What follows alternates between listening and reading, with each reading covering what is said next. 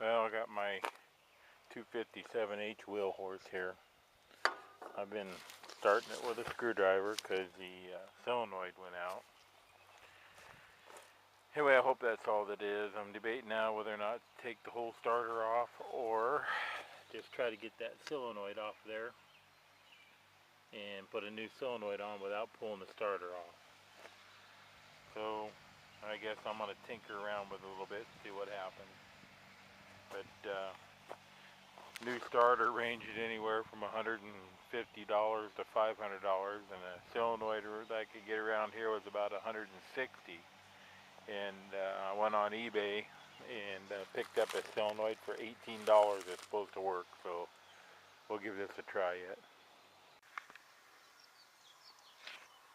Well, like usual, nothing's ever as easy as it seems. I've never done this before. So anyway, that's loose, and I took this loose to get to the back bolt. I think I'm still going to have to pull that starter to get it out, though. I might even have to pull that starter apart. I don't know. I'm hoping not.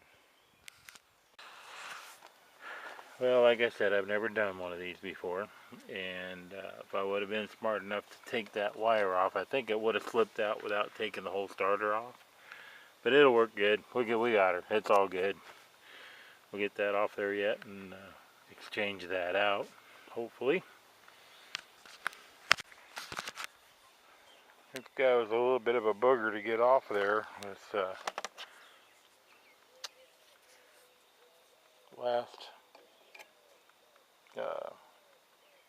the negative side was hard to get off of there.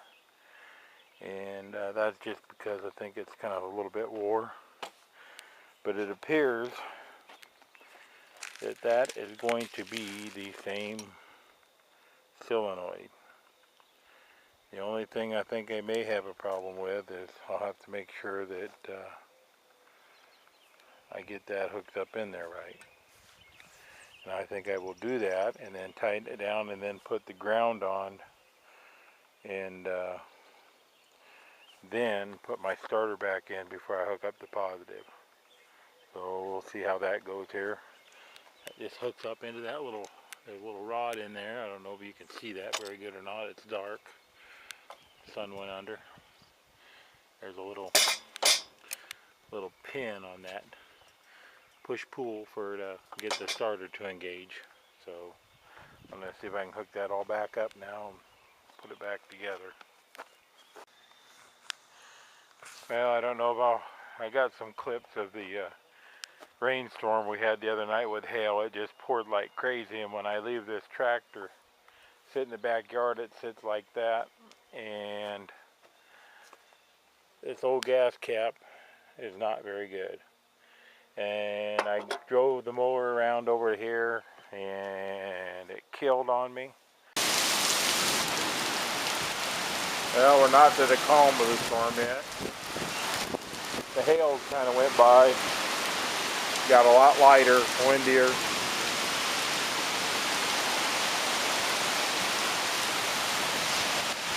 And so I'm thinking I got water in the gas, and of course I added some and I shouldn't have done that. But anyway, I'm going to see if I can drain out all the old gas, put in a gallon or two of good gas, because when I pulled this off of here I was getting gas out and it looked watery. So I'm going to take that off. I had the motor running after I put the new solenoid on. It works. I had to take it back apart because I didn't have it together right the first time, of course. But see what happens when I get some good gas in here. This is going to be draining for a while. That's only a half a gallon that's drained out. And hey, I should light a match and see what's down in there yet. I'll get a flashlight and see how much is in there yet, if I can tell here in a little bit. Well,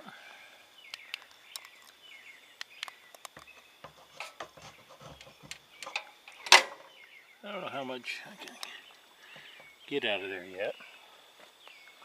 I was hoping that reservoir would drain out.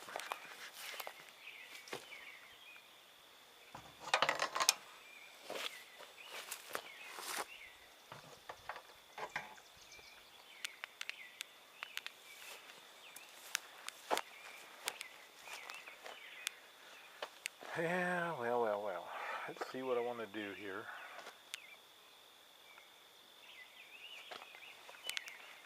Boy, I sure wish I could see down in there better.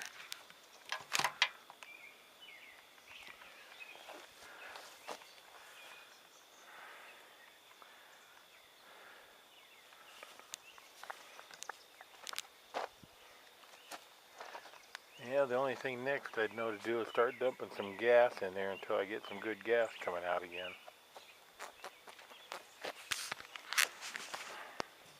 Well, if I would have had my tripod set up, I would have looked like 63 Impala Old Brown. I had a flame coming out of there from using starting fluid, which is bad. Anyway, we got it running now. That solenoid, the solenoid was a little tricky to get figured out, but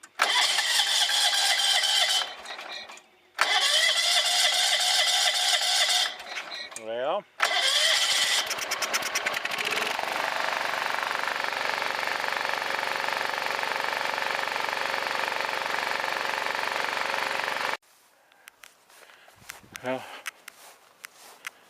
get to go get my other little pickup box trailer and fill it up, and hopefully I'll get it all in 2 loads.